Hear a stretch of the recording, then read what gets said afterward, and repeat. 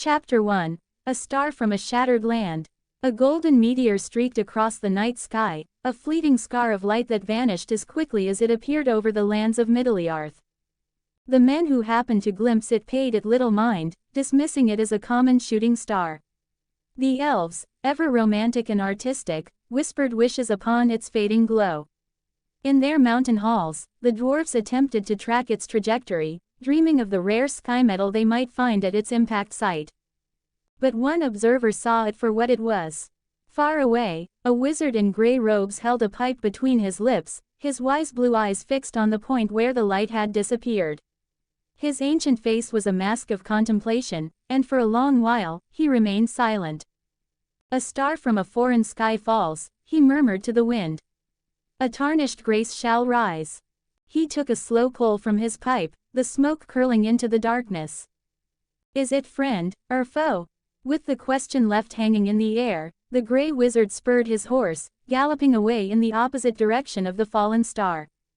The Shire, Hobbiton. The afternoon sun cast a warm, golden glow over the rolling green hills. It was a peaceful, lively day, and the air was thick with the comforting aroma of afternoon tea and freshly baked pastries. As a respectable hobbit, Bilbo Baggins should have been seated comfortably inside his home at Bag End. He should have been indulging in grilled sausages, buttered toast, and sweet biscuits, all washed down with a fine black tea. Afterwards, he would have settled into his rocking chair by the fire, letting out a contented burp, the highest compliment one could pay to a well-enjoyed meal. But he was not. Instead, Bilbo, dressed in a brown shirt and black trousers, stood frowning on his own doorstep. He was not alone. A circle of his relatives, friends, and neighbors stood with him, their faces all wearing the same concerned frown. Every pair of eyes was fixed on the grassy, curved roof of Bilbo's own smile. "Well, Bilbo, perhaps you should climb up and see what's what," a sharp-voiced hobbit suggested. "It is your roof, after all." The speaker, a woman in a dark yellow dress, regarded Bilbo with a look of malicious glee. Bilbo pointed a finger at her, his patience already worn thin. "I know what you're thinking, Lobelia Sackville Baggins. You're just hoping I get stabbed by whatever that is so you can sneak into my house and make off with my silver spoons. Don't think I've forgotten the last time you tried." A ripple of laughter went through the gathered hobbits, and Lobelia flushed with embarrassment. "Be that as it may," she huffed, "the thing is on your roof. You'll have to deal with it sooner or later." Bilbo shrugged, affecting an air of nonchalance. "That is no concern of yours. For all we know, this suit of armor is a gift from the heavens. Perhaps I'll sell it to a wizard. It might fetch a handsome price. Then I can use the money to buy more cheese and sausages." Clang! As if in response to his words, a gauntleted hand on the armor twitched, the sound of metal on metal sharp in the sudden silence. The chatter outside Bag End ceased instantly. Even Bilbo and Lobelia stopped their bickering, their hearts thumping in their chests. After a long moment in which nothing else happened, Bilbo let out a shuddering sigh of relief. He turned to address the crowd, only to find that his relatives and neighbors had vanished, leaving behind nothing but a mess of sunflower seed shells and fruit peels. Bilbo sighed again, this time in exasperation. He took a deep breath, puffed out his chest, and looked up at his roof. "Right then," he said bravely. "Let's see what dares to crash land on the roof of a Baggins." He marched back inside Bag End, grabbed the trusty frying pan he used for fish and sausages, and clambered onto his roof. He crept toward the motionless figure, brandishing the pan before him. "You'd best not provoke a Baggins," he announced, his voice trembling only slightly. "We're the fiercest family in all of Hobbiton. I'll knock your helmet off with my frying pan, I will, and then I'll kick your boots off with my foot." The figure was humanoid, encased from head to toe in unfamiliar silver-white plate armor. Intricate, branch-like carvings adorned the helmet, and a plume of what looked like snowy wolf fur cascaded down its back. Similar leaf-like engravings decorated the silver pauldrons. Where the plate did not cover, such as the neck and joints, there was only black chainmail, making it impossible to see if there was a person inside or something less pleasant.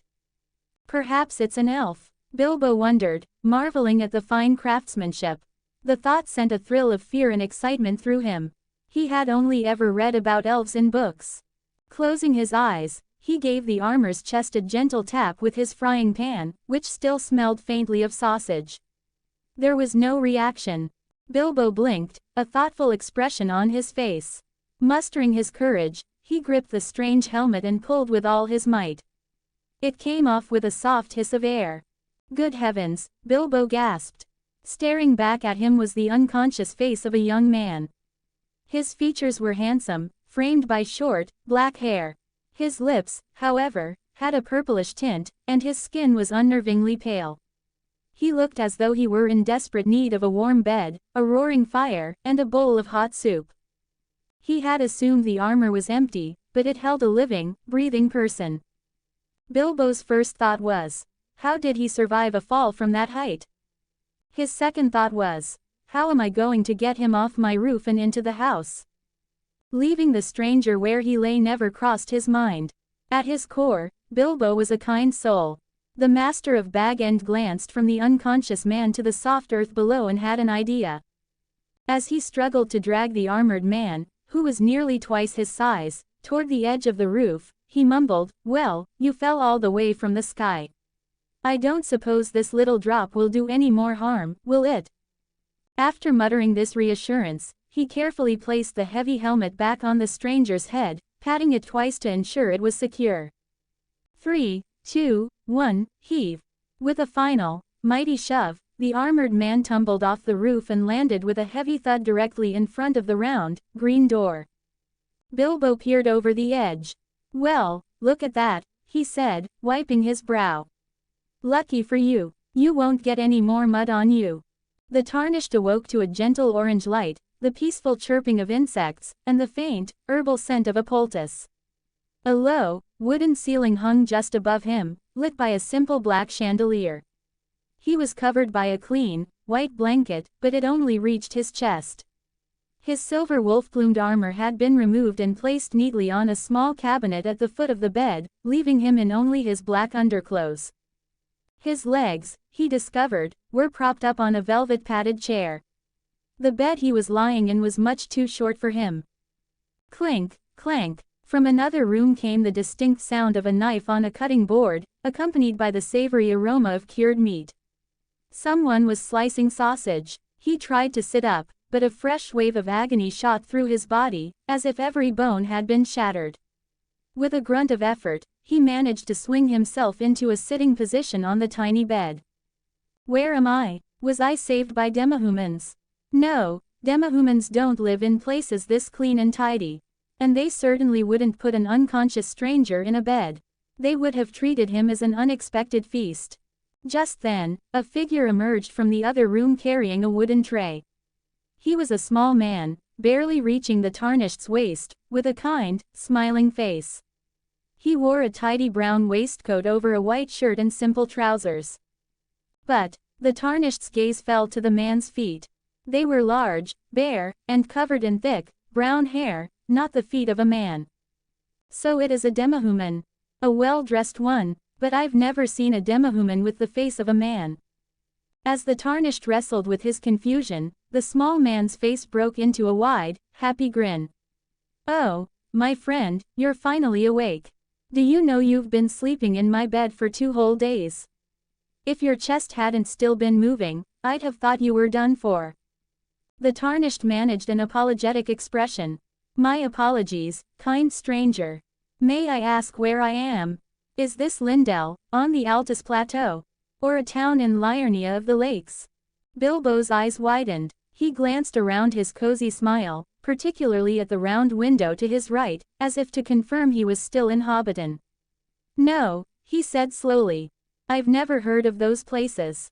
This is Hobbiton, in the Shire. It's where we hobbits live." He walked over and placed the tray on the low table beside the bed. To the Tarnished, the table was low.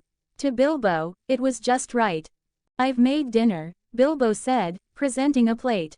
"But I'm not very good at taking care of sick folk. Can you eat this?" On the plate lay a cod fillet, pan-fried in butter until it was golden brown. The Tarnished started to raise his hand, but the intense pain seized him again. Seeing his guest wince, Bilbo immediately clucked with concern. "Oh, forgive me, I forgot you fell from such a height. Your bones must be broken all over. I've never played nursemaid before, but since you landed on my roof, I suppose I can help feed you." "No," the Tarnished said, shaking his head. He endured the pain and raised his right hand, making a grasping motion in the empty air. A moment later, a crimson tear-shaped flask materialized in his grip, a small amount of glowing red liquid sloshing at the bottom. "Good," he thought with relief. "There's one drink left." He raised the flask and drained the last of the liquid.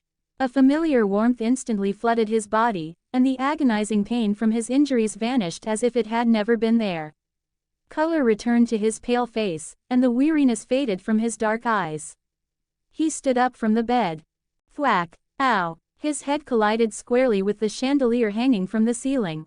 Bilbo, who had opened his mouth to warn him, snapped it shut. He cleared his throat. "You men are a bit too tall for hobbit holes, I'm afraid.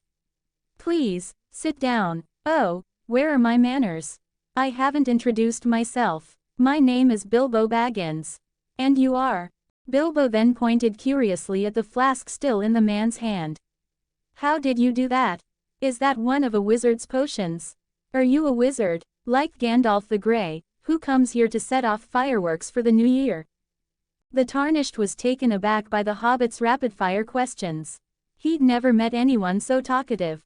He considered for a moment before answering. "I do not remember my name clearly. But I remember others calling me the Tarnished, for I have lost my grace." He shook his head. "I do not know this Gandalf. As for the flask, I am no wizard, but this is no alchemical potion. The liquid within is a form of grace. So long as you draw breath, a single drink can restore your body to its peak." He glanced at the deeply interested hobbit and added, "However, it cannot cure disease or poison. It only restores the body to its state before it was afflicted. As for the taste, it is something like a blend of apples, grapes, and strawberries." Bilbo shook his head. "Oh, I don't really care about all that. Well, I do care a little about the taste. But you've drunk it all, haven't you, Mr.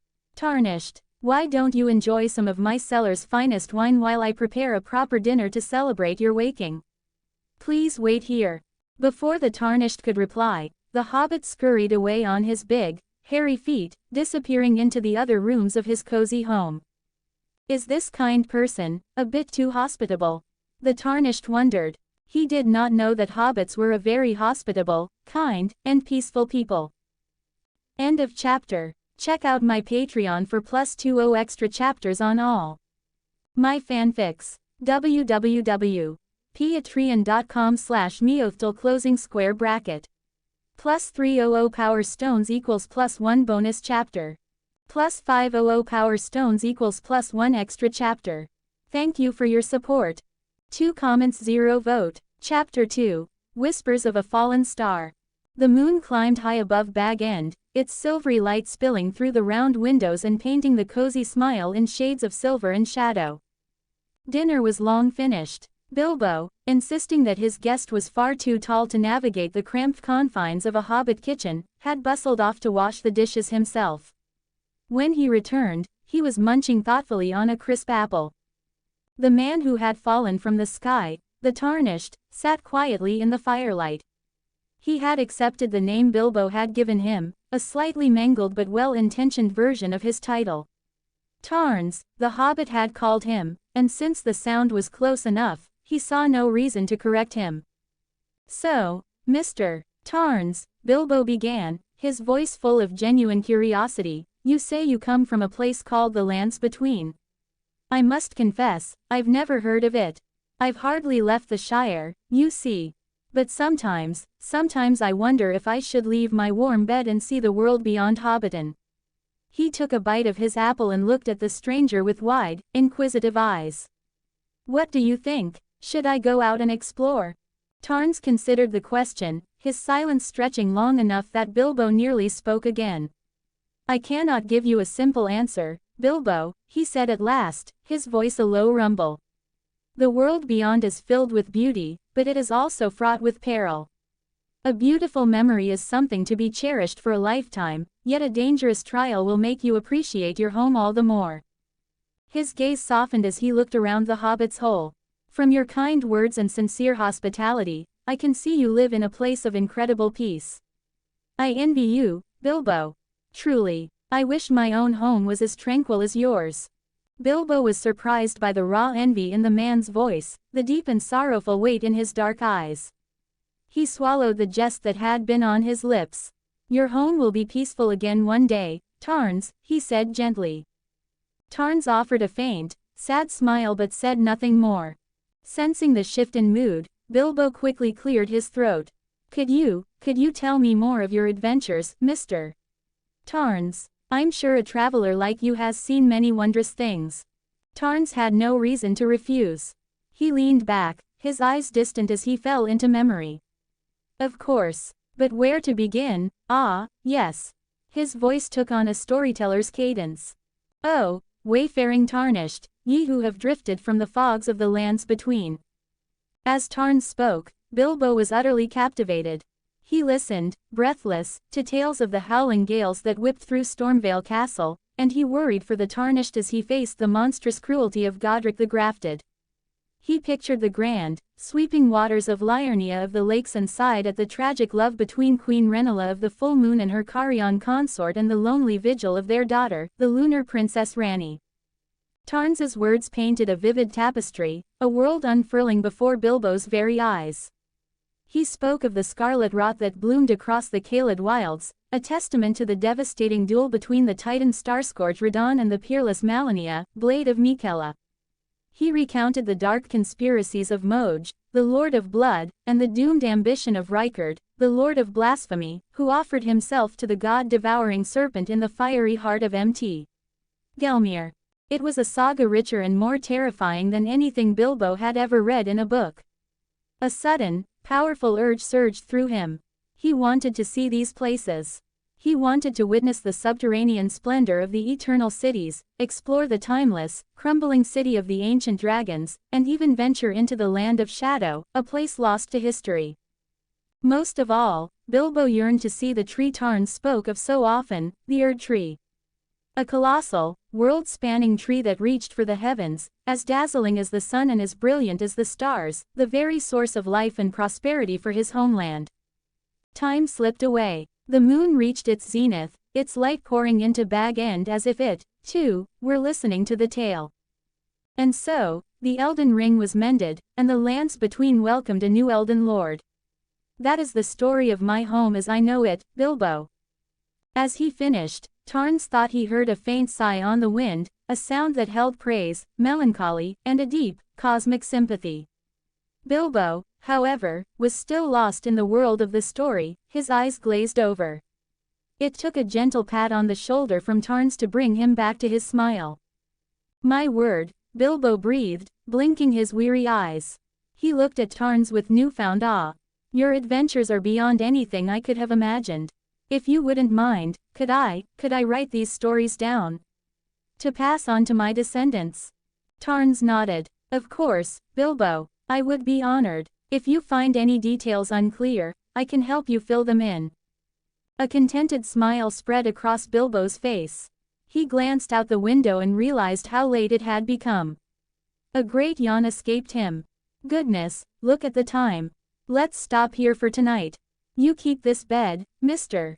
Tarns. I'll rest in my parents' old room. Good night. With that, the hobbit shuffled off. Good night, Bilbo. May the moonlight illuminate your dreams. A wave of exhaustion washed over Tarns. He carefully settled his tall frame onto the small bed and, within moments, fell into a deep, dreamless sleep. Then, he was no longer in the hobbit's home. He stood in a realm of pure, endless white. Before him was a figure of similar stature, a bearded man with a kingly crown and a powerful build, who regarded him with a gentle gaze. As Tarns looked upon him, a name bloomed in his mind, ancient and absolute. Eru Ilúvatar, the One, the creator of this world. Tarns felt a strange sense of familiarity. This isn't our first meeting, is it? He asked. Iluvatar smiled and nodded. No, when you fell from the void into my world of Arda, I saw you. But your origins were a mystery, so I did not wake you. I merely granted you the gift of tongues, so you might speak with the peoples of this land. A cold dread seized Tarns. You mean, this isn't the lands between? I can't go back. Even I cannot find the coordinates of your home beyond the outer gates, Iluvatar replied, his voice calm but final. A profound sorrow welled up inside Tarns, a grief so vast it threatened to consume him. But then, Iluvatar spoke again, his words a spark in the darkness. But your homeland is within you. Tarns looked at him, confused. Iluvatar raised a hand and pointed to the Tarnished's chest. My sight perceives all. Everything of your home is there, within that ring of gentle, golden light. The Elden Ring, inside me. Tarns looked down. As if summoned by his gaze, a great ring composed of interwoven golden arcs emerged from his chest, pulsing with a soft, warm light. He focused his mind upon it and saw everything. The lands between, its people, its creatures, its very essence, all held in a state of suspended time, perfectly preserved within the great rune. The tale you shared tonight filled a silence in the song, Iluvatar's voice echoed in the white space. It was a melody of novelty and satisfaction. Therefore, I will allow you to rebuild your home and compose your own music within this world. The Elden Ring faded back into his chest. Tarns looked up at the creator, his eyes shining with gratitude. Thank you. My words are not yet finished, visitor from another star, Iluvatar said, his tone growing serious. I permit you to compose your music, but you must not disrupt the music I have already written. In Arda, some things are destined to be. You may play a magnificent part, but you cannot steal the stage and become the master of the performance. I only wish to rebuild my home, Tarns replied with sincerity, and protect her with my life. Then go to the southwest of Middle-earth, to the lands of Minhiriath. There are woodlands there, laid barren by the fires of the First Age. There, you may begin anew, Iluvatar instructed. At the end of this age, I will aid you. Your home will be set apart, hidden by my power as a great island in the sea. Your deeds will become myth among men, and perhaps, one day, those who hear your epic will sail out in search of your shores. Are you satisfied with this curtain call? The lands between had always been a continent surrounded by the sea. Tarns found no fault in this. He nodded his assent. Iluvatar's expression softened. Then farewell, visitor from a fallen star. May we meet again in the final chorus of the song. With a wave of the creator's hand, the white world dissolved, and Tarns felt his consciousness rushing back. He opened his eyes to the crisp sound of birdsong and the warm morning sun on his face. Ah, you're awake, Tarns, Bilbo's cheerful voice called out from across the room. He was holding a tray, a wide smile on his face. I was just about to wake you. Did you sleep well? I've made breakfast. Fresh fruit, fluffy bread, and some delicious bacon and fried eggs. The hobbit's boundless enthusiasm was a balm to his soul. Tarns smiled, a genuine, heartfelt smile. He returned the greeting and joined Bilbo for a hearty breakfast. Later, as Bilbo sat on his doorstep enjoying the sun and puffing on his pipe, Tarns spoke. I believe it is time for me to leave, Bilbo. Bilbo was startled, taking the pipe from his lips. So soon? You could stay a few more days, you know. There's plenty of food in the pantry. Tarns smiled. I know you speak the truth, my friend. But I had a dream last night. A voice told me to go south of the Shire, to a place where I can rebuild my home. Hearing this, Bilbo's reluctance gave way to excitement for his new friend. South of the Shire. That is a long journey indeed. From the maps I've seen, you should head east from here, find the Brandywine River, and follow it south. You will eventually reach a region called Minhiriath. He hopped to his feet. Wait here, I have a map. He scurried back inside Bag End and returned moments later with a rolled new-looking map. Unfurling it, he explained, I bought this from a traveling merchant a few years ago. The world outside shouldn't have changed too much. He pointed out the Shire and their destination. Here we are in Hobbiton. You'll want to head this way. Bilbo meticulously traced the route for Tarns, his finger moving with a practiced familiarity, as if he had planned this very journey for himself 1,000 times. Tarns listened intently, then accepted the map. "Thank you, Bilbo. Once my home is rebuilt, you will be my first guest." "Of course." Bilbo beamed. "I am eager to see this Erd tree of yours." He then slapped his forehead. "I almost forgot. The journey to Minheriath is long. I must pack you some provisions. And you'll need a sturdy backpack." He eyed Tarns. "I'd recommend you stop in Bree and buy a horse. But be wary of the Barrowdowns on the way. I've heard tales of wights haunting those hills." "Your preparing food is more than enough, Bilbo," Tarns replied. "As for a mount, you needn't worry. I have a spectral steed I can summon with a whistle." "Oh, right, I got a bit carried away," Bilbo chuckled. "I'll go pack those rations for you." While Bilbo bustled about, filling a large pack with sausages, cheese, bread, and dried fruit, Tarns donned his silver-white armor, leaving his wolf-plumed helmet off. "I truly do not know how to thank you," Tarns said, looking at the sack of food that was nearly as tall as the hobbit himself. "Nonsense," Bilbo said with a wave. "This is payment for the wonderful stories. I wish you a smooth journey, Mr. Tarns, and may your homeland rise again in the southern lands." Tarns nodded. He set the great helmet on his head, then raised his fingers to his lips and blew a piercing, ethereal note. With a shimmer of blue light, the spirit steed Torrent appeared, its horns curling gracefully from its head. "Amazing," Bilbo exclaimed, his eyes wide. "So this is the spirit steed you mentioned. May I touch him?" "Of course," Tarns said, strapping the food pack securely to Torrent's saddle. "He is very gentle." Bilbo cautiously waved. "Hello there, lovely horse. May I give you a pat?" Torrent huffed softly and lowered his head, nudging against Bilbo's outstretched hand. Overjoyed, Bilbo stroked the steed's neck, then pulled an apple from his pocket. "Shiraground, sweet and juicy." Torrent gently took the apple and began to munch on it contentedly. "If all horses were as good-natured as yours," Bilbo said wistfully, "I might consider taking up traveling myself." Tarns swung himself into the saddle and smiled down at the hobbit. "That day may yet come, Bilbo. When my home is rebuilt, I will ride Torrent back and invite you to see the world with me. If you still have the desire." "It's a deal," Bilbo said cheerfully.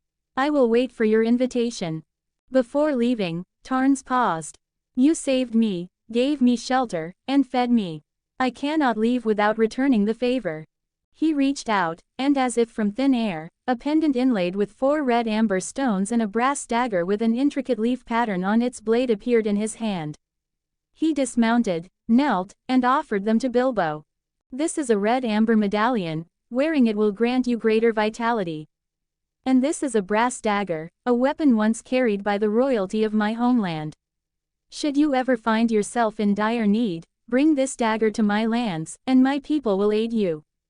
But be careful, it is exceptionally sharp." Bilbo accepted the gifts, the dagger feeling like a short sword in his hobbit-sized hands. "I will treasure them, Tarns." Tarns smiled, stood, and mounted Torrent once more. "Then farewell, my friend, Bilbo Baggins. May the Erd tree watch over you." "Goodbye, Mr. Tarns," Bilbo called out, watching as the armored figure and his spectral steed rode away down the lane. "May your journey be swift and safe." End of chapter. Check out my Patreon for +20 extra chapters on all my fanfics. www.patreon.com/MeowthTL closing square bracket. +300 power stones equals +1 bonus chapter. +500 power stones equals +1 extra chapter. Thank you for your support. 1 comments 0 vote. Chapter 3. The Thunder Pot. Third Age, March 2939. 2 years, 1 month, and 25 days still remained until the famed expedition to the Lonely Mountain would begin, a fact of which Bilbo Baggins was, at present, blissfully unaware. After bidding his hobbit friend farewell, Tarns rode south from Hobbiton, following the winding course of the Brandywine River as laid out on the map Bilbo had given him. For 5 days, he and his spirit steed, Torrent, traveled under an open sky. The closer he drew to the borders of Minheriath, the more desolate the landscape became. The peace of the Shire was a distant memory. This world was not the tranquil haven he had first imagined. Twice he had been set upon by packs of hostile creatures, hideous, dark-skinned humanoids with cruel, piggish faces, riding atop enormous, snarling wolves. Tarns wondered if they were even intelligent beings, for they gave no warning and offered no chance for communication. The moment they saw him, arrows flew. Their instant aggression was a brutal, straightforward language he understood all too well. In a strange way, their fight-on-sight mentality was a grim reminder of the lands between. He answered in kind. His greatsword, a colossal slab of iron, met their charge with overwhelming force, smashing the foul creatures and their warg mounts into broken ruin. After watching more than half their number fall, the survivors broke and fled. But Tarns, forged in the unforgiving crucible of his homeland, had learned a simple, vital lesson: an enemy that attacks you once will do so again. He spurred Torrent onward, the spirit steed's spectral hooves silent on the turf as he ran down the three fleeing riders, ensuring none would live to harry another traveler. The chase, however, had led him far from the banks of the Brandywine. He now found himself on a vast, rolling plain of green grass, the familiar landmarks of the river gone. He was lost. Still, the skirmishes had not been without purpose. They had allowed him to take stock of himself in this new world. First, and most obviously, his physical prowess was undiminished. He felt every bit as strong and resilient as he had in the lands between. Second, his command over sorceries and incantations remained. The power was there, waiting to be called upon. Yet, his cerulean flask was empty, and with his supply of starlight shards finite, he had no reliable way to replenish his focus in the heat of battle. It was for this reason he had relied on Torrent's speed and his own steel, rather than wasting precious energy on simple foes. Finally, there was the matter of the Elden Ring. It rested within him, a sun coiled in his soul. He had tried to summon it, to feel its true power, but it would only manifest for a fleeting moment before receding. He sensed it was not ignoring his call but rather waiting. It needed to be in a specific place to fully answer him, the barren lands of Minheriath, just as the creator, LOTR, had foretold in his dream. But where was he now? Tarns looked around, feeling a familiar sense of displacement.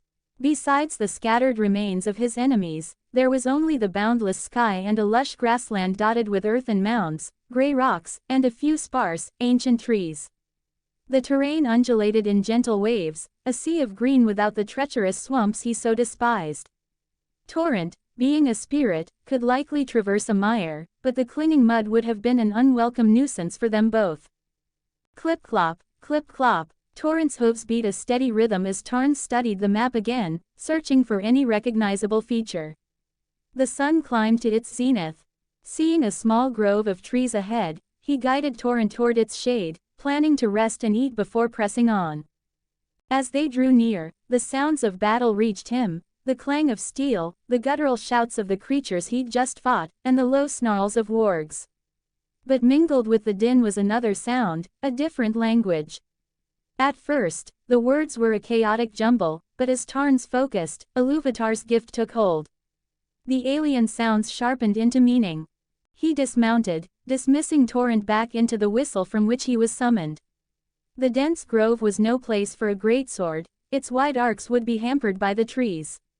Instead, he drew his trusted Lordsworn's straight sword and raised his brass shield. Both were weapons that had seen him through countless battles, both tempered and honed to perfection. Shield high and sword ready, Tarns moved into the woods, the sounds of fighting growing louder with every step. He pushed aside thick vines and parted overgrown weeds, his eyes scanning for any traps. "Filthy orcs, crawl back to your master like the dogs you are," an angry, deep voice roared. The shout was followed by a sickening crunch, the sound of a heavy weapon crushing bone, and the pained yelp of a warg. A wet, phlegmy voice hissed in reply. "Struggle all you like, you can't escape your fate. Your head will be food for the wargs. They'll suck your brain dry and splinter your skull." Tarns was close now. Peeking from behind the trunk of a thick oak, he took in the scene. One side was just as he'd expected. The foul, gray-skinned creatures, orcs, as the voice had called them, astride their monstrous wargs. But the other side was a people he had never seen before. They were stout and broad, shorter than a man but taller than a hobbit. Their faces were almost entirely obscured by magnificent beards, braided and flowing, some longer than the hair on their heads. They were dwarves. 5 of them stood back to back, forming a defensive circle. One was clearly wounded, sheltered by his 4 kin who held axes and warhammers, their shields locked together against the orcish onslaught. The orcs held a clear advantage in numbers.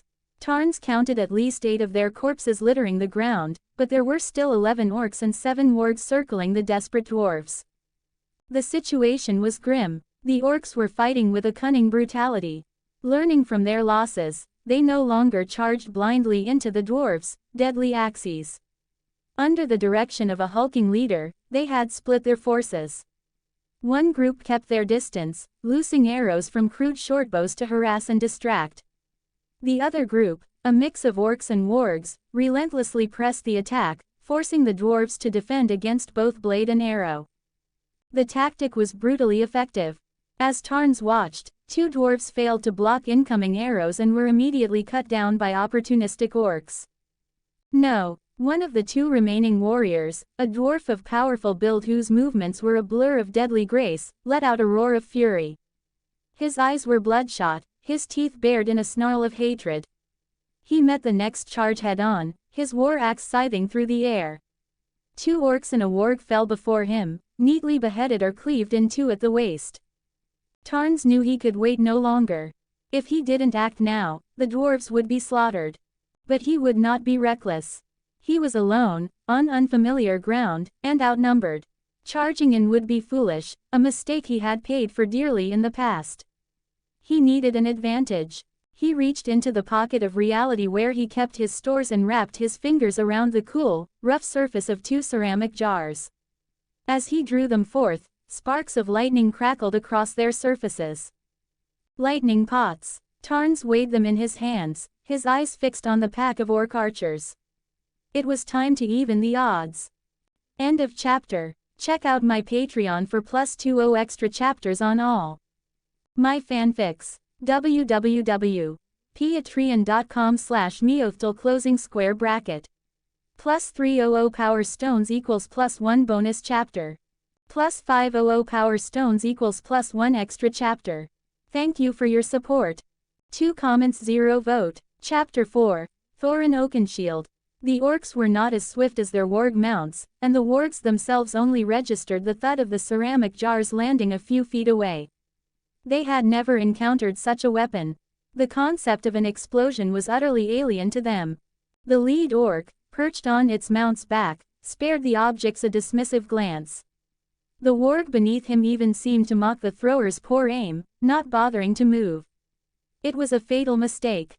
As the orc chieftain turned his head, a blinding flash of golden lightning erupted from the shattered pots. Zeet! 2 bolts of stored lightning, like twin vipers striking from their dens, coiled around the unsuspecting orcs and wargs. They tore through flesh and armor with savage force, leaving behind nothing but the sickening stench of burnt meat and shattered bodies. The 2 lightning pots had vaporized the entire rearguard, 5 orcs, including their captain, and 3 wargs, in an instant. The archers had been clustered together, a perfect target. Even Tarns was momentarily taken aback by the sheer effectiveness of the attack. He had never encountered an enemy that would simply stand and watch as a lightning pot was thrown at its feet. It was astonishingly foolish. Shaking off his surprise, he focused on the remaining foes. With the ferocious short-bearded dwarf's assault and Tarns's lightning attack, only 3 orcs and 3 wargs remained. The survivors, reeling from the sudden, gruesome death of their captain and comrades, fell into a state of panicked confusion. They scanned the surrounding trees, but Tarns remained perfectly concealed. The wargs twitched their noses, trying to catch the scent of the hidden attacker, but the acrid smoke from the electrocuted corpses masked everything. This was the opening the dwarves needed. The 2 uninjured warriors let out furious roars and charged, no longer content to cower on the defensive. Now you face the wrath of Durin's folk. The short-bearded dwarf bellowed. He was a whirlwind of destruction, his battle axe a blur of motion. Beheading, dismembering, crushing, the panicked orcs and wargs were no match for his focused rage. He dispatched all three in the blink of an eye, his fury a terrible sight to behold. Tarns, while impressed, did not remain idle. He emerged from behind a large oak, his lordsworn's straight sword cleaving an orc's head from its shoulders. He raised his brass shield just in time to block the lunge of a warg, its foul breath washing over him. A moment later, the beast let out a final, mournful cry as Tarns's sword found its throat. The last warg fell to the combined might of the two dwarves, its skull caved in by a heavy battle-axe. Silence descended upon the blood-soaked clearing. The short-bearded dwarf spat a curse in a guttural language Tarns did not understand, then turned to the armored man. He bowed his head slightly, a gesture of solemn gratitude. "You have my thanks, friend. These thrice-damned orcs have been growing bold of late, crawling out from their holes to plague honest folk." Tarns sheathed his sword and slung the shield onto his back. "It was nothing, but we should see to your companions." The dwarf's face clouded with worry as he rushed back to the three warriors lying on the ground. Tarns followed and saw that while their wounds were not immediately fatal, they were in a bad state. "If not for your timely aid, my kinsmen would have been lost," the dwarf said, his voice laced with relief as he and his uninjured companion began tending to the wounded. All three had been struck by arrows. It was clear they had been ambushed. "Gently, brother, gently." One of the injured dwarves groaned as an arrowhead was pulled from his thigh. But the short-bearded dwarf's face hardened as he examined the wound. Dark, viscous blood oozed from the cut. "Poison," he growled. "The foul beasts coated their arrows in it. We carry no Athelas with us. We must get them to the Blue Mountains, or the venom will claim them." Tarns knelt, his gaze sweeping over the injuries. "Perhaps I can be of some assistance," he said calmly. The dwarf looked up in surprise as Tarns reached into the empty air. A moment later, a golden, crystalline stone materialized in his gauntleted hand, pulsing with a soft, gentle light. It was a warm stone. He tossed it onto the ground beside the three injured dwarves. As it landed, it began to radiate a profound, comforting heat, like the first rays of sunshine after a long winter. The pale-faced dwarves were enveloped in the warmth, and a faint golden light shimmered around their bodies, mirroring the glow of the stone. The short-bearded dwarf's eyes, full of a craftsman's fascination, widened. "By my father's beard, what manner of ore is this? I have never seen such a stone in all of Middle-earth. Where did you find it?" he asked, his voice filled with excited reverence. "It is not so common, but neither is it unheard of," Tarns replied, slightly bewildered by the dwarf's intense reaction. His hands did not stop moving. He produced 3 small, greenish pellets from a pouch. They were neutralizing boluses, crafted from cave moss, herba, and the wings of giant dragonflies, a common remedy for poison in the lands between. He was about to offer them to the wounded when he saw that all 5 dwarves had gathered around the warm stone, their faces transfixed by its gentle, healing glow. "There is nothing more to see," Tarns said, clearing his throat. "Eat this. It will purge the poison." The short-bearded dwarf snapped out of his trance and took the boluses, handing them to his injured kin. "Tastes of cave moss and grass, and is that the fishy tang of some insect?" One of the dwarves grimaced after swallowing the pellet. "It works, lad. Look," the leader said, pointing. The blood flowing from the wound was now a healthy, bright red. "The poison is gone. And, wait, your wound." The dwarf looked down in a panic. "What's happened to my leg? Am I seeing things? It's closing up." Under the combined effect of the bolus and the Warmstone's prayer, the wound was knitting itself shut at a visible rate. As they stared in amazement, the light from the Warmstone faded, its power expended, leaving it an unremarkable white rock. "The prayer within the stone is spent," Tarns explained, seeing their unasked questions. "How do you all feel?" The dwarf who had complained of the pain moved his leg, his eyes wide with disbelief. "I feel whole. Your magic is a marvel. I had not thought to meet a wizard who favored plate armor. Are you bound for the Blue Mountains? We would be honored to have you travel with us so we might thank you properly." "They think me a wizard, just as Bilbo did," Tarns mused. He did not correct the assumption. My destination lies elsewhere. I travel to Minheriath. The short-bearded dwarf looked puzzled. Minheriath? Why would anyone venture into that desolate land? He then seemed to remember himself, straightening his fine, dark tunic. Forgive my manners. I have not introduced myself. It is an honor to meet you, wizard. I am Thorin Oakenshield. He extended a hand. Tarns grasped his forearm in a warrior's greeting. I am called Tarns. Thorin nodded, though his eyes couldn't help but drift back to the spent stone on the ground. You men of magic have many strange and wondrous things. I have seen gems that glitter and glow, but never a stone that could heal. I find myself lost, Tarns admitted. I set out from Hobbiton but was led astray by those orcs. Do you know where we are? Thorin considered him for a moment.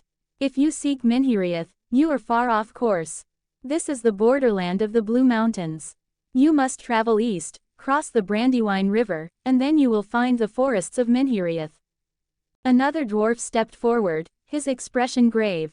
Lord Wizard, a word of caution. Since the Great Plague and the floods that followed, Minheriath has become a wilderness. No good folk dwell there now. It is home only to orcs, wargs, and foul men who hide from justice. It is not safe to travel there alone, even for one with your skill. I thank you for the warning, Tarns replied, but my task there is one I cannot forsake. Thorin raised a hand, silencing the other dwarf. A wizard is ever loyal to his quest. Once his mind is set, words are but wind. He unhooked the battle axe from his belt and offered it to Tarns. Then take this. It is a small token for the lives you saved. Should you ever require the aid of Durin's folk, present this battle axe in the halls of the Blue Mountains. So long as I live, I will answer. The battle axe, easily wielded by a dwarf, felt compact but weighty in Tarns's hand. The runes carved into its head seemed to hum with latent power. I wish you a safe journey to your home, Tarns said, accepting the great pledge. With a final nod, Thorin and the other 4 dwarves departed, their footsteps fading into the woods. Guided by Thorin's directions, Tarns turned east and resumed his journey toward the forgotten lands of Minheriath. End of chapter. Check out my Patreon for +20 extra chapters on all my fanfics. www.patreon.com/MeowthTL closing square bracket. +300 power stones equals +1 bonus chapter. +500 power stones equals +1 extra chapter. Thank you for your support. 1 comments 0 vote. Chapter 5. The Golden Seed. After bidding farewell to Thorin and his kinsmen, Tarns pressed on toward Minheriath. Though he still encountered scattered orc warbands, he no longer gave chase to the survivors. His purpose had sharpened, there was no time to waste on routing every last cowardly foe. His destination called to him. The orcs who fled carried with them tales of their encounters. A legend, dark and grim, began to spread through their foul warrens, a story of a knight in silver-white wolf armor astride a horned steed that moved like the wind itself.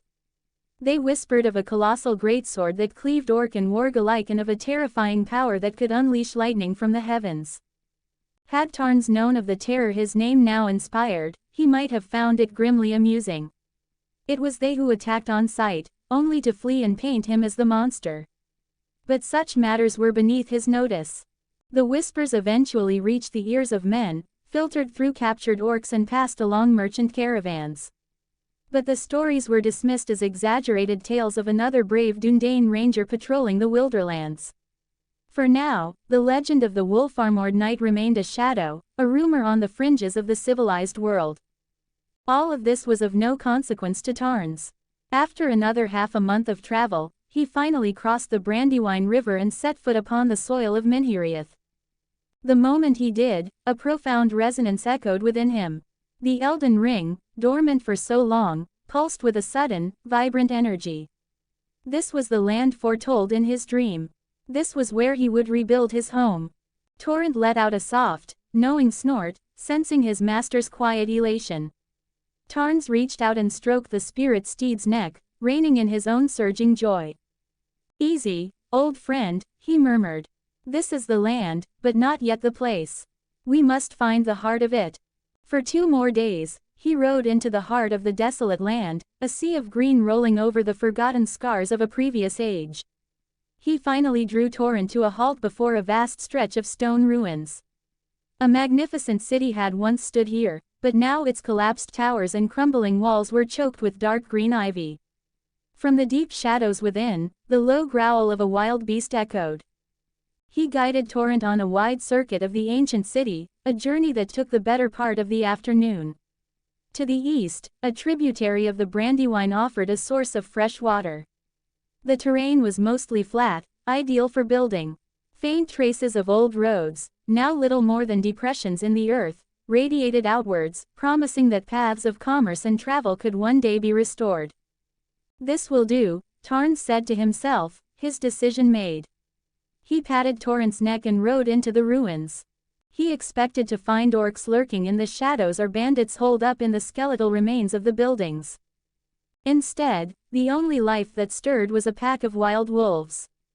They emerged from a collapsed great hall, their eyes gleaming in the gloom. The Alpha, a great gray beast, took a step forward, its lips peeling back in a silent snarl as it scented the blood of countless orcs and wargs that still clung to Tarn's armor. After a tense moment, the Alpha let out a low growl, a clear warning, then led its pack away into the shadows. Tarns watched them go. They were not wargs, and they had not attacked. He had no quarrel with them. He continued on until he arrived at the very center of the city. He found what he was looking for at the city's heart, a wide, shallow depression in the earth where some great monument had once stood. The ground was clear, the soil rich. It was here. This was where the new age would begin. Tarns dismounted and stroked Thorin's forehead before dismissing him. He walked to the center of the shallow pit. A soft, golden light bloomed from his chest, casting the encroaching dusk in a warm, ethereal glow. The Elden Ring manifested, a lattice of interwoven golden arcs hovering in the air before him. His consciousness plunged into the golden expanse within. Images flooded his mind. The windswept ramparts of Stormvale Castle, the starlit spires of the Academy of Raya Lucaria, the fiery halls of Volcano Manor. The faces of his former foes flickered past, every tarnished, every demigod, their forms dark and dormant. His spirit reached for them, but they remained inert. But a deeper knowing guided him, a thought that arose from the core of the ring itself. He had to plant the seed first. His focus shifted, and the maelstrom of images coalesced into a single point of light. He saw a single, perfect seed, glowing with the promise of life. It was not like the faded seeds he had found scattered at the feet of minor erd trees in the lands between, which were embers of a dying flame. This seed was a sun, vibrant and brimming with power. His consciousness snapped back to reality, the golden seed now resting in his palm. He looked up to see the Elden Ring drift to the center of the pit. As if on command, the seed floated from his hand, followed the ring, and settled gently upon the soil.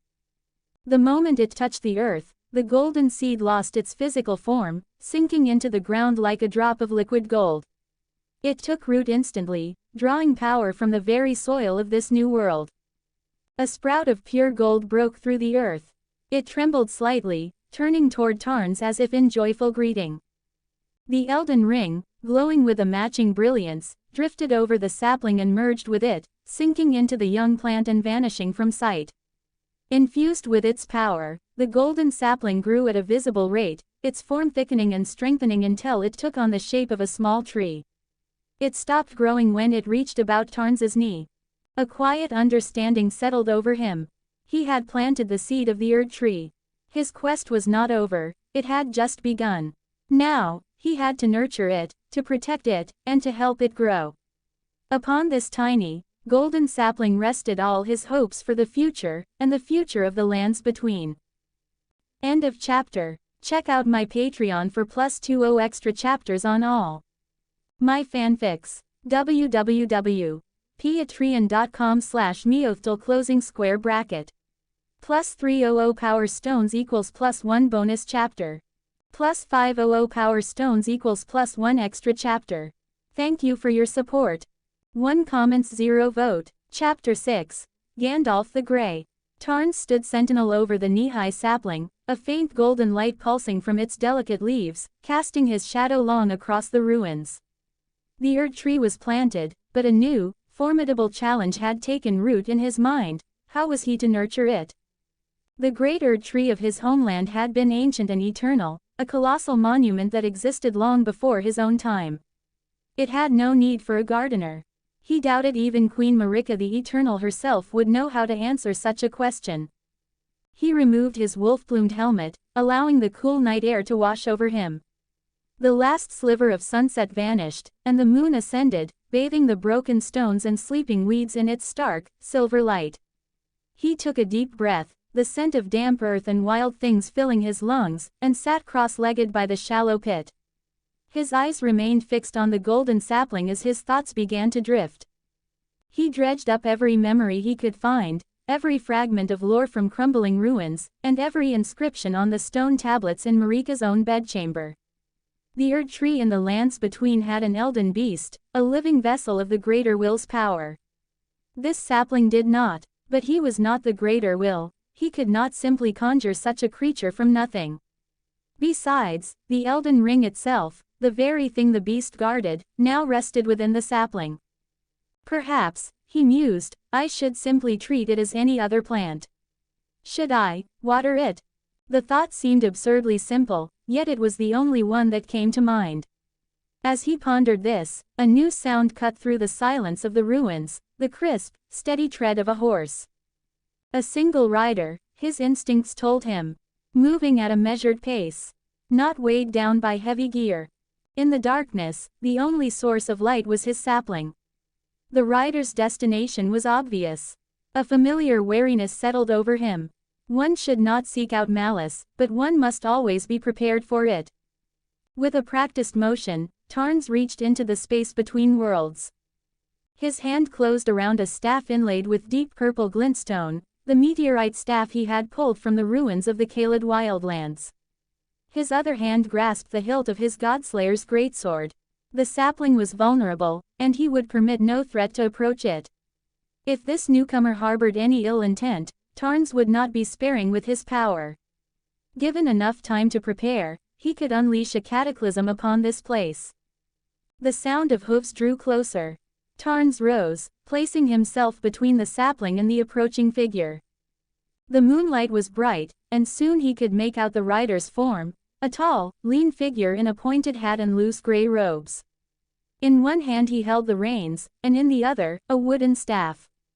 A wizard, his vigilance sharpened. An unknown sorcerer was always a reason for caution, especially here, in a world whose magic was a mystery to him. This was the first he had encountered. He knew none of their ways. Just as he considered switching his staff for a more suitable weapon against a fellow magic user, the rider spoke, his voice calm and resonant. I am no enemy of yours. You are the White Wolf Knight the orcs speak of, are you not? My name is Gandalf. I am a wizard, and I have been searching for you for the better part of a month. Searching for me? Though his curiosity was piqued, Tarns did not lower his guard. As Gandalf drew nearer, the strange, spiraling blade of the Godslayer's greatsword began to smolder, black and white flames licking at its edges, a silent, deadly warning. Gandalf perceived the threat instantly. He pulled gently on the reins, and his horse whinnied softly as it came to a halt a respectable distance away. I see you are on your guard, and I respect your caution, Gandalf called out, his aged voice carrying clearly in the night air. I wish only to speak with you. I have no other motive. Tarns remained in his ready stance. I am called Tarns. What is it you wish to say? This is hardly a place for idle conversation, and you travel alone at night. Do you not fear thieves?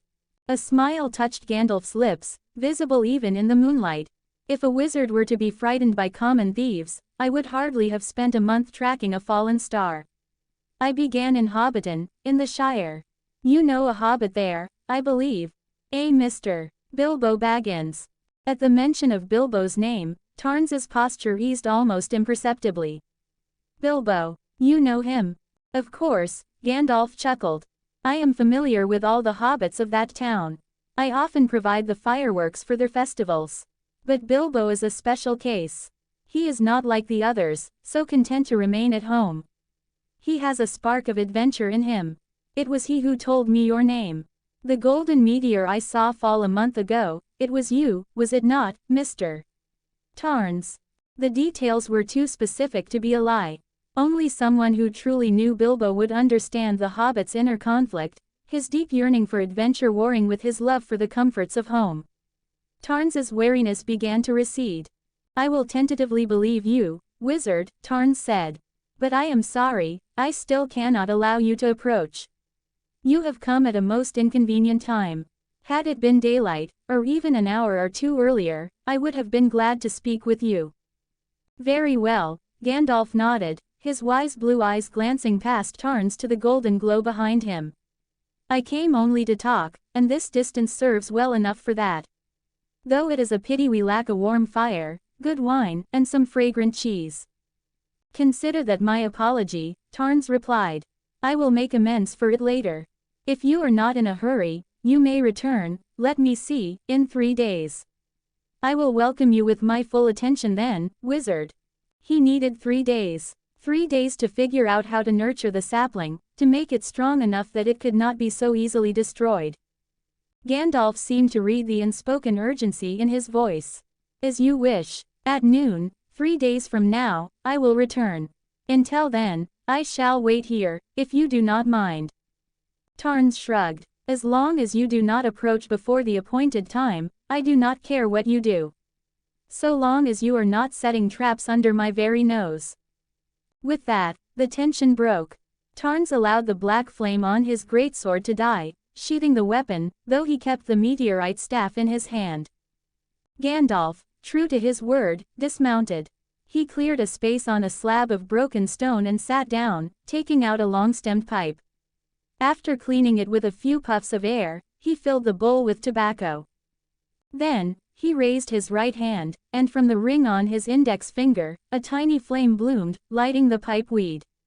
He drew on it, a satisfied expression on his face as he began to smoke, utterly unconcerned by the echoing howls of wolves in the distance.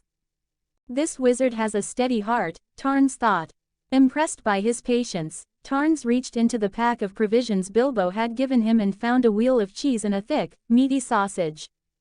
Here, Tarns called out, tossing the food in a high, accurate arc.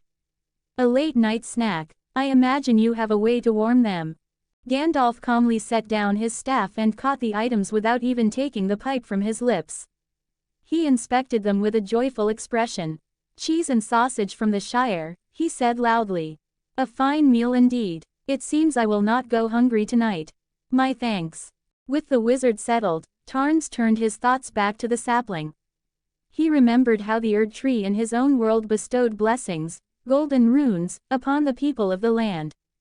Then a thought struck him, as sudden and brilliant as a bolt of lightning. If the tree gave blessings to the people, could he, in turn, use those blessings to feed the tree? The answer was simple. His pouch of reality held a king's ransom in golden runes, the very essence of grace. He would use them to water the new Erd tree. End of chapter. Check out my Patreon for +20 extra chapters on all my fanfics. www.patreon.com/MeowthTL closing square bracket. +300 power stones equals +1 bonus chapter. +500 power stones equals +1 extra chapter. Thank you for your support. 2 comments 0 vote. Chapter 7. The Stormhawk Warrior.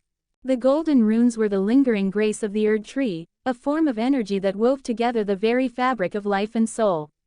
They were once a gift, freely given to the denizens of the lands between. Now, they would be used to nurture a new Erd tree. A perfect, fitting cycle. These thoughts flashed through Tarns's mind as he summoned one small, golden orb after another into the palm of his hand. Each was a swirling vortex of tiny golden motes, their brilliance and depth of color varying with the amount of grace they held. The more potent the rune, the closer its hue was to pure, molten gold. In the distance, Gandalf sat by a small, crackling fire he had lit with a spark from his ring of fire, roasting the sausage Tarns had given him. But when the golden runes materialized, the wizard's attention was instantly captured. His wise eyes, which had seen millennia pass, widened with a restless curiosity. He watched, utterly captivated, as Tarns held the glowing orbs. It was not until the acrid smell of burning meat reached his nose that he was jolted back to the present. He hastily pulled the blackened sausage from the flames, then took a long, thoughtful draw from his pipe. "What is that?" Gandalf wondered, the smoke swirling around his face and obscuring his expression. "Soul. Magic. No, it is like neither. I have never seen such an energy, so vibrant and full of life. Is this something from his homeland?" The wizard suppressed the torrent of questions bubbling up inside him. He had come here merely to observe the fallen star, to discern whether it brought friend or foe. But every new revelation from this stranger filled him with a profound sense of wonder. He knew, then, that he would have to have a long talk with this visitor from beyond the sky. Tarns crushed the runes in his hand. With a sound like shattering glass, a cascade of golden particles drifted down, drawn into the sapling as if by an invisible current. The small tree pulsed with light and began to grow again, its trunk thickening, new branches unfurling, and tender leaves sprouting from its limbs. Seeing that it was working, Tarns summoned more runes, this time including the potent hero's runes and the legendary lord's runes, both of which glowed with a near-perfect golden light. Hero's runes were the lingering grace of the great champions of the battlefield. Lord's runes were the echoes of those destined for kingship, a fate that had become a distant dream after the shattering of the Elden Ring. Even Tarns possessed only a precious few. But for the Erd tree, no price was too high. He crushed them all. The tree surged upwards, its growth accelerating until it towered over him, its trunk now as thick as a man. Golden leaves shimmered on its branches, and silken threads of light drifted down like weeping willow fronds. The night wind rustled through its dense canopy, a sound like a joyful sigh that brought a faint smile to Tarns's face. The sapling was a sapling no more. It was a young tree. To Tarns, who had stood in the shadow of the true Erd tree, this was still but a fraction of its potential glory. But it was a start. It could now draw sustenance from the soil on its own, converting it into grace and returning that blessing to the land. The grass around its base was already beginning to glow with a faint golden light. He ran a hand over the bark, feeling its incredible hardness. Ordinary iron would not even scratch it. Gandalf watched, his pipe forgotten in his hand, his expression one of pure astonishment. The tree's nascent beauty reminded him of Lothlorien, the fairest realm in all of Middle-earth. A vision of the future flickered in his mind, this young tree grown into a magnificent pillar of light, reaching for the heavens. Beautiful, bright, brilliant, and full of life, Gandalf murmured to himself. "Mr. Tarns, you have, in some small way, already decided the future of this world." Tarns, however, was already lost in communion with the tree, his thoughts connected to the Elden Ring within it. The spectral images in his mind, once dim, now blazed with light. His first thought was of Lindell, the royal capital. It was the only place truly fit to be the seat of the Erd tree. But when he focused on its image, he found the option to summon it into reality was grayed out. The tree was not yet strong enough. The names of the capital's greatest figures, Morgoth the Omen King, Godfrey the First Elden Lord, Radagon of the Golden Order, and Queen Marika the Eternal herself, were likewise dormant. Even the common soldiers and knights of the city could not be called forth until the capital itself was remade. Then what can I summon now? He wondered. He found his answer in an unexpected place, the Round Table Hold. Though it lay within Lindell, its true nature was separate, existing within the great runes, outside the physical world. The Elden Ring was now the vessel for those runes. The knights of the Hold could be summoned. He saw their names lit up, a roster of legendary warriors. Sir Gideon Ofnir, the all-knowing. Fia, the deathbed companion. Ensha of the royal remains. The list went on. Yet, he hesitated. Many of these knights he had fought and defeated in the cycles of the past. Though their memories were meant to reset, he could not be certain they would now be allies. And then he saw them. 2 names at the very bottom of the list, names that echoed with the roar of fire and the crackle of lightning. Vike and Bernal, Knights of the Round Table. He could summon them. But he did not trust them. His thoughts turned instead to the allies who had stood by him through every hardship. He focused his will, and the Elden Ring responded. The image shifted, revealing a warrior of formidable build and unwavering loyalty, one who had fought beside him even against Godfrey himself. Her name shone brightly, ready to be called. "Come," he called out in his mind. "With your battle axe, your thunder, and your storm, fight alongside me once more." In the world of the living, the golden leaves of the young Erd tree rustled. Brilliant light gathered in the air, coalescing into the form of a valiant and beautiful woman. She had shoulder-length black hair, healthy wheat-colored skin, and piercing crimson eyes. Dressed in barbarian attire that revealed her powerful build, she knelt on one knee before Tarns, raising the great battle-axe slung at her waist in a gesture of fealty. "I know not where this is, but if you have need of me, my eternal Lord and King, then I am yours. My wings shall be your shield, my thunder shall clear your path, and my storm shall destroy all enemies who stand before you." Her voice was strong, filled with an unshakable resolve. "I will raise a storm to blow away the filth in the wind." Nephili Lu, warrior of the Stormhawks, answers the call. End of chapter. Check out my Patreon for +20 extra chapters on all my fanfics. www.patreon.com/MeowthTL closing square bracket. +300 power stones equals +1 bonus chapter. +500 power stones equals +1 extra chapter. Thank you for your support. 2 comments 0 vote. Chapter 8. Rogier, my friend. Clatter. Across the ruins, Gandalf was so stunned by what he had just witnessed that his pipe slipped from his grasp and fell to the stone floor. He flinched, not from the sound, but from the waste.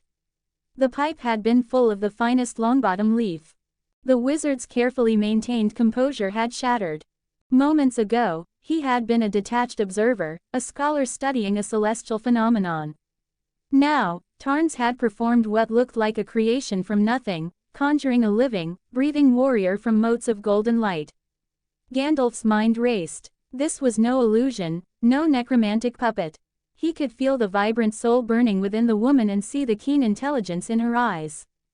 The sheer impossibility of it was a puzzle that defied all his knowledge of the world's workings. Tarns, however, was oblivious to the wizard's inner turmoil. He was focused entirely on the woman before him. He took the Stormhawk emblazoned battle-axe from her hands and gently pulled her to her feet.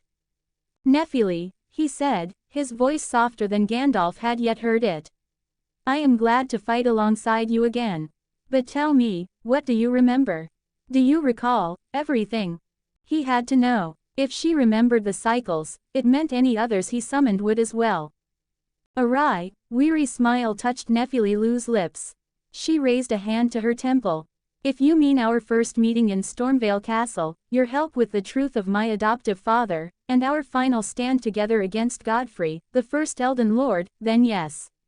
I remember it all." She lowered her hand, her crimson eyes locking with his, filled with a new, profound respect.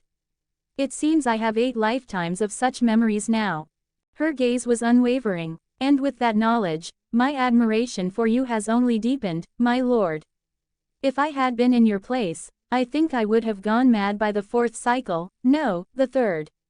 The powerlessness of it, the feeling that nothing you do can ever truly change fate, it is enough to break anyone." Tarns shifted, a little embarrassed by her fervent praise. "That's an exaggeration. In the 6th cycle, I gave in. I chose the path of the Lord of Frenzied Flame. My mind was nearly gone by then."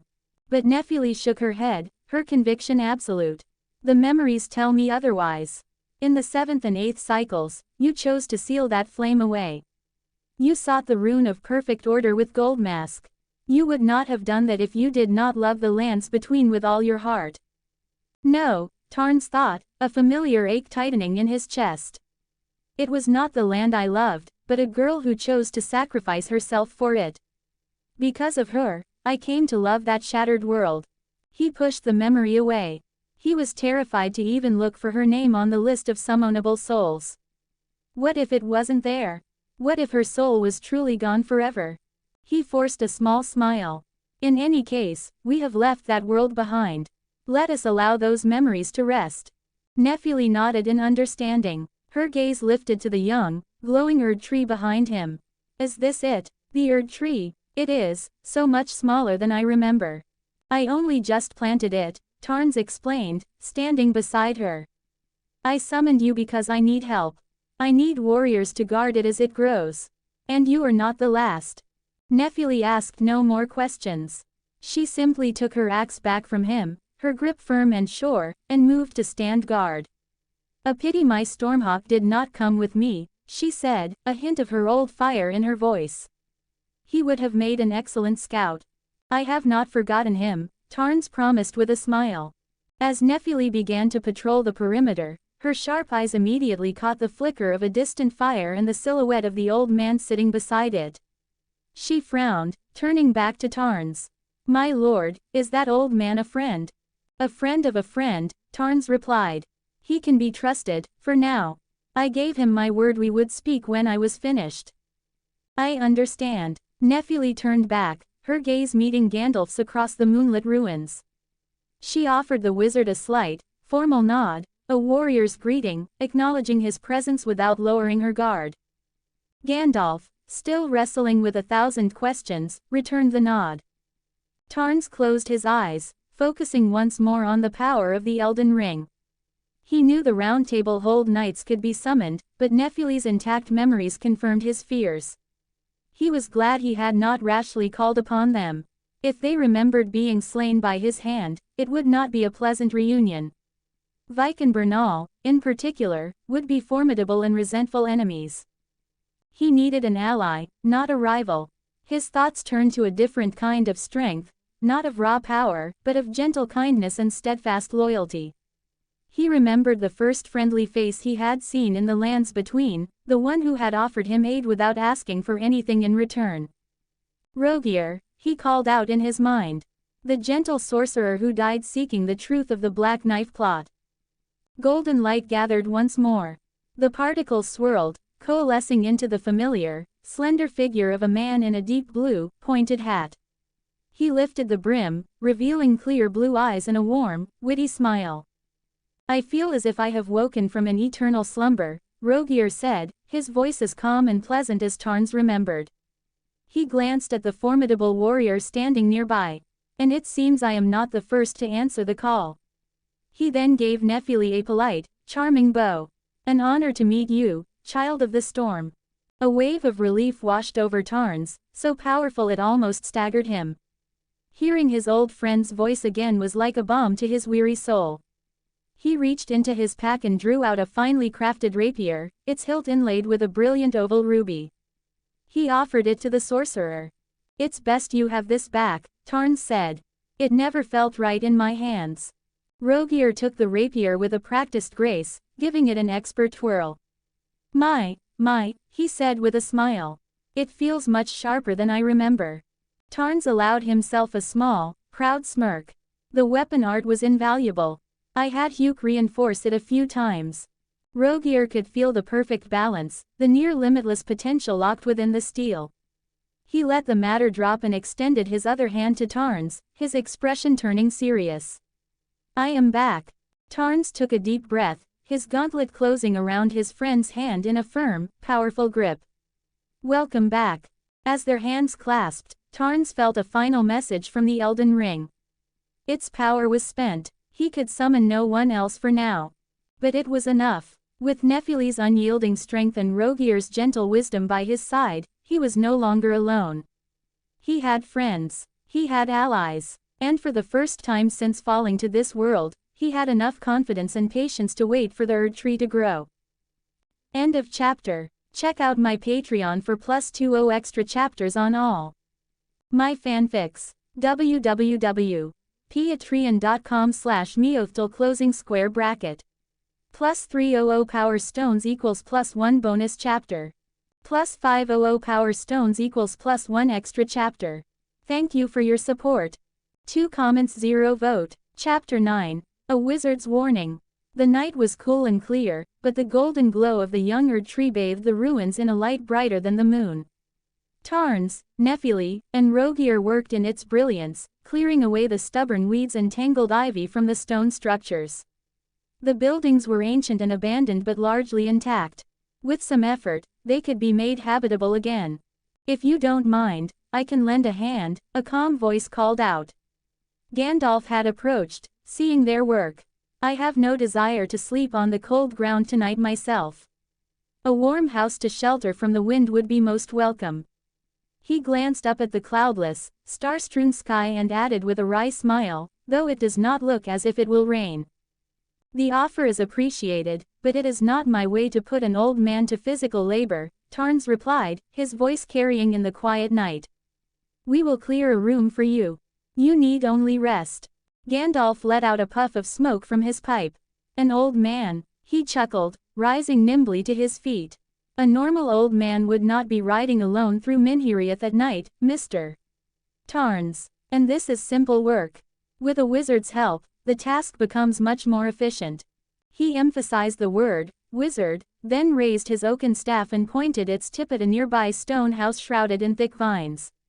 A soft, white light bloomed from the staff.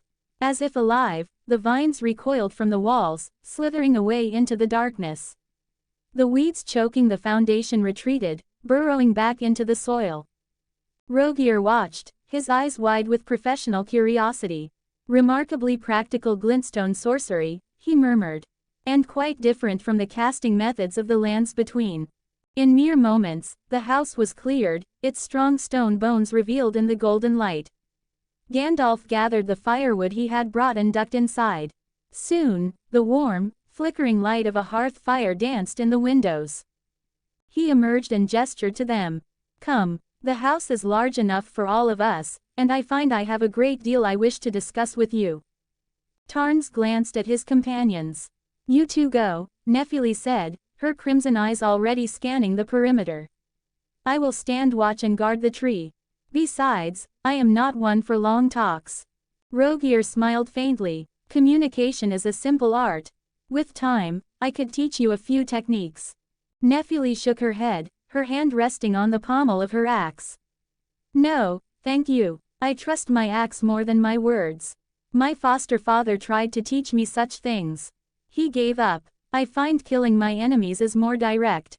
Rogier was momentarily speechless. Tarns let out a low chuckle and patted the sorcerer's shoulder. "Don't trouble her, Rogier. Let us go and speak with the wizard." Rogier gave Nephili a slight nod, then followed Tarns toward the welcoming light of the stone house. The warmth of the fire chased away the night's chill. Rogier had already entered and was exchanging pleasantries with the wizard. "You may call me Gandalf," the old man said, his eyes twinkling. "I am a wizard." Rogier performed an elegant half-bow. "My name is Rogier, and while I appreciate the compliment to my blade, I am a sorcerer. Swordsmanship is merely a hobby." "As it is for me," Gandalf replied with a smile. Tarns entered then, catching Gandalf's remark. He noticed the telltale calluses on the wizard's hand but said nothing. He held up a water skin, some dried vegetables, and a block of cured ham. "May I borrow your fire?" "Of course," Gandalf said, arranging a few stones to create a makeshift stove. As Tarns poured water into his frying pan, he looked at the wizard. "If you have questions, now is the time. And tell me, how is Bilbo?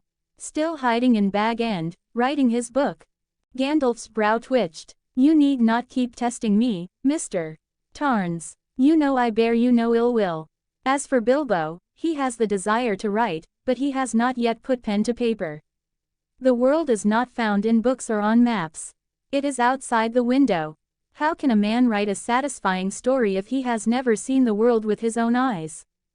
At Gandalf's words, Tarns felt the last of his caution melt away. Rogier smiled. "My apologies, Master Gandalf. Tarns has endured much. He is cautious, but once you have earned his friendship, he will never disappoint you." "I believe it," Gandalf said. "A man who gifts a friend an invaluable amber pendant and a finely crafted blade is a friend worth having." Though Bilbo himself had no idea of their true worth. That medallion, capable of warding off illness and prolonging life, the greedy lords of this world would kill for such a thing. Tarns smiled, waiting for the water to boil. Knowing Bilbo, he did not wear it. He likely left it lying on his desk. That he did, Gandalf chuckled. Amidst inkpots and quills. And the dagger he placed in a storage cabinet by the door. Hobbits are a remarkable people, with no interest in treasure. Only in food. I stayed for a single night, Tarns recalled, and he ate 4 meals in my presence. A shared laugh echoed in the small stone house, breaking the last of the tension. Tarns extended his gauntleted hand. I am sorry, Gandalf. It was wrong of me to doubt you for so long. Gandalf grasped his hand firmly. It does not matter. Vigilance is an excellent quality. More importantly, you have not lost a heart that is willing to trust. As the wizard released his hand, he felt something small and cool pressed into his palm. He looked down. It was a pendant, identical in style to the one Bilbo had, but the amber at its center was a deep, captivating blue. A small compensation, Tarns said. I hope you like it. Gandalf recognized the power within it instantly. The blue amber medallion would help him focus his thoughts, sharpen his mind during long hours of study. As for its primary effect, increasing one's magical reserves, he had little need for it himself. Perhaps Lady Galadriel could make use of this, he thought. He let out a long sigh. I now suspect I am in the presence of 2 men who do not understand the value of the things they possess. You are full of wonders, Mr. Tarns, more than I could have imagined. The water in the pan was boiling. Tarns dropped in the block of savory ham. There will be more surprises to come, he said. Try not to be too shocked. Now, Gandalf, what did you truly wish to tell me? The wizard carefully pocketed the medallion, his expression turning serious. I came to learn if you were friend or foe. That question has been answered. I came because this land is not safe. Darkness festers beneath the light. In the unseen caves and forgotten forests, evil forces are gathering. Tarns listened, unimpressed. The lands between had been rife with conflict. But Gandalf shook his head. The evil I speak of is not mere conflict. It is an absolute. You have seen the orcs, have you not? They attacked you without reason, without a chance for dialogue. That is because they are creatures of pure malice. They kill for the joy of it. There can be no peace with them, for evil is their very nature. Rogier frowned. Then they will find their way here, sooner or later. It seems you understand, Gandalf said, relieved. To resist such a deeply rooted evil, I must gather all the strength I can. That is why I sought you out. And I am glad to find you are a friend to Middle-earth. If I were not, Tarns thought, the Creator would not have sent me here. Where do you go now, Gandalf? He asked. North, the wizard replied. An evil dragon, Smaug, sleeps in the lonely mountain, the ancient home of the dwarves. I fear he may ally himself with the growing darkness. Should that happen, the entire north will be plunged into war. He looked at Tarns, his gaze piercing. If that day comes, I hope you will help those displaced by the fighting and give them the courage to rebuild. Tarns considered this, then replied with a simple, direct question that left Gandalf utterly speechless. An evil dragon, he said, a look of genuine confusion on his face. Since you know he's there, why not just go and slay him? End of chapter. Check out my Patreon for more chapters on all of my fanfics. www.patreon.com/MeowthTL closing square bracket. +300 power stones equals +1 bonus chapter. +500 power stones equals +1 extra chapter. Thank you for your support. 1 comments 0 vote. Chapter 10. The Orcs of Minheriath. Gandalf's beard twitched. He opened his mouth, then closed it, then finally managed to say, if Smaug were so easily slain, my friend, the dwarves would not have been homeless for centuries, afraid to return to their mountain. Tarns removed his helmet, setting the silver-white helm aside. He took a deep breath of the cool night air and met the wizard's gaze. What the dwarves cannot do does not mean that I cannot, Gandalf, he said, his voice earnest. You may not believe it, but I have slain many dragons in my time. I have even defeated the kings of their kind. If you need my aid, I can kill this Smaug for you. Alone, if I must. A flicker of memory, sharp and exhilarating, shot through him. The roiling scarlet lightning of the Dragonlord Placidusax, the deathly flames of Lich-Dragon Fortissax.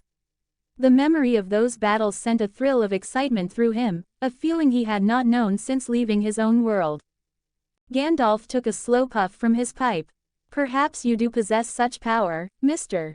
Tarns. But can you guarantee a single, decisive blow?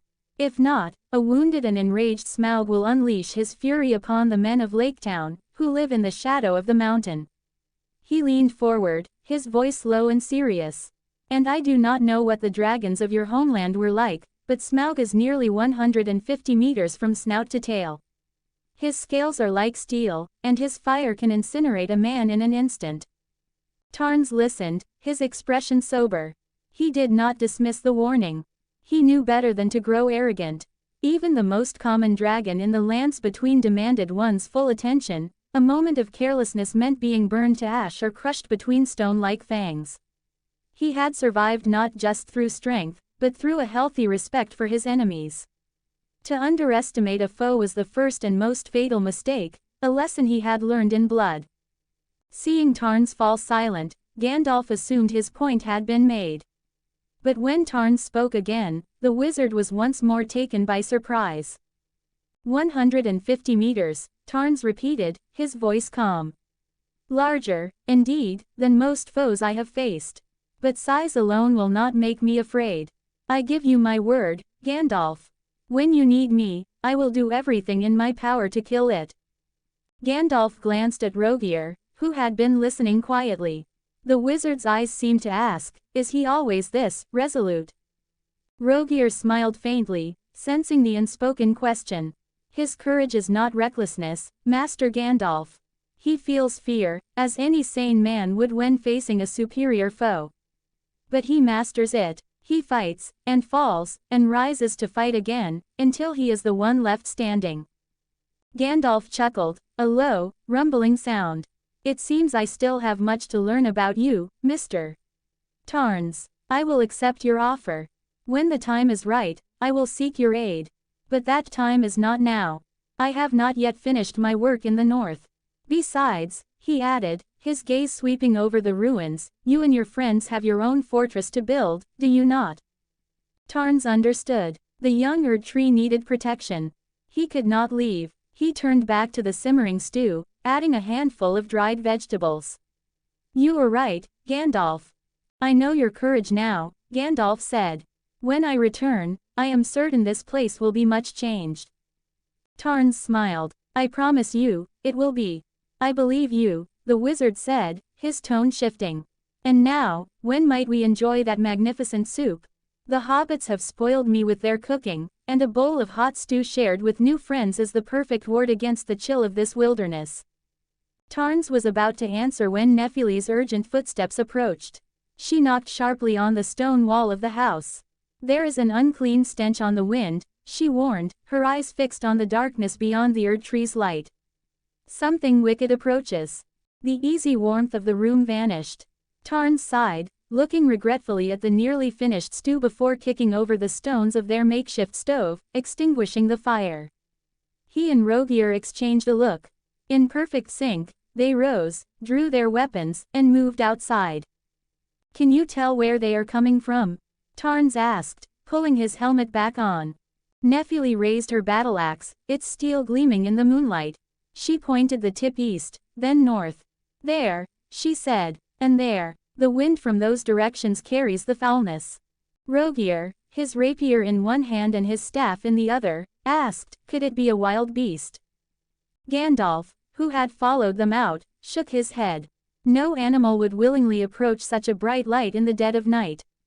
It means danger. As if on cue, a chorus of howls ripped through the silence, chilling and unnatural. In the darkness, startled birds erupted from the trees. Wolves? Rogier asked, his brow furrowed. Not ordinary wolves, Nephili said grimly. Those are far more dangerous. Rogier, prepare your sorceries. Tarns and Gandalf exchanged a look of grim understanding. Though Tarns's face was hidden, the wizard could feel his exasperation. It seems you recognize that sound, Mr. Tarns, Gandalf said. A note of weariness entered Tarns's voice. I do. On my journey here, I was attacked by them, and the orcs who ride them, many times. Rogier's rapier began to glow with a brilliant blue light as he infused it with glintstone energy. Orcs? He asked. What are orcs? They are a cruel and evil race, loyal to the darkness, Gandalf explained, his eyes fixed on the shadows. And the wolves are wargs, their mounts. A large warband must be near. Did they see you on your way here, Tarns? Tarns thought for a moment. I fought a patrol, but I left before they were all slain. I fear the survivors may have led their masters back to us, following my trail. Gandalf glanced at the Erd tree, a beacon in the night. Or perhaps, he said gently, they were simply drawn to the light. Tarns understood. The tree was too conspicuous. Can you control its brightness? Gandalf asked. I cannot, Tarns replied, a note of frustration in his voice. Gandalf sighed. Then give me a blade. It seems I will have need of it. From the sound of it, there are 50 or more. Nephili turned to the wizard, her expression stern. No, you will stay in the house.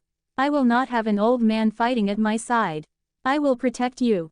A smile touched Gandalf's lips. Thank you for your kindness, good warrior. But just as those are no ordinary wolves, I am no ordinary old man. A wizard does not hide while his friends face the enemy.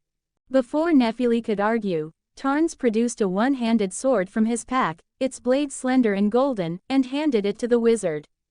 Believe him, Nephili, he said. Especially since he is a spellcaster. He then moved to her side and whispered, we will keep an eye on him. I have known many proud warriors who refused to admit their age. Time, in the end, defeats them all. Nephili nodded almost imperceptibly. I think so too. Gandalf, whose hearing was sharper than they knew, simply smiled. His attention was fixed on the blade in his hand. A holy sword, he murmured, feeling its power. And you simply lend it to me. He channeled a bit of his own magic into it, and the blade erupted in a brilliant golden light, mirroring that of the Erd tree. The tree seemed to respond, its own light intensifying, feeding the power in the blade. It is a coated sword, Tarns explained. Its former master had ties to the Erd tree. It can channel its power. I thought you might wish to study it more closely. Gandalf fell into a practiced swordsman's stance. Then I shall, he trailed off, his eyes widening. Wait, what are you doing? Tarns had produced a pile of stones that shimmered with an unstable blue light. Cuckoo glintstones, he said, a grim smile in his voice. We will need them. I do not like facing a horde unprepared. Rogier, help me set these. As Tarns began digging shallow pits, Rogier infused the stones with his own magic. They worked quickly, planting the stones in the paths the orcs would take. Gandalf looked at Nephili, a baffled expression on his face. Is he always like this? Nephili hesitated, then shrugged. His methods are unconventional. But they are always effective. We have learned to trust them. They finished just as the low growls of the wargs grew louder, closer. Tarns then produced a handful of cracked ceramic pots crackling with golden lightning. He handed them to Nephili and Gandalf. Lightning pots. Throw them into the thick of the enemy. But not too close. Gandalf, now juggling a staff, a holy sword, and 3 explosive pots, looked utterly bewildered. This is the most complex battle preparation I have ever witnessed. Tarns's eyes, hidden behind his helmet, narrowed. He could see them now, dark shapes moving in the shadows. Complex, he said, his voice a low growl. No, you will love it, trust me. End of chapter. Check out my Patreon for more chapters on all of my fanfics. www.patreon.com/MeowthTL closing square bracket. Plus 300 power stones equals plus 1 bonus chapter. Plus 500 power stones equals plus 1 extra chapter. Thank you for your support.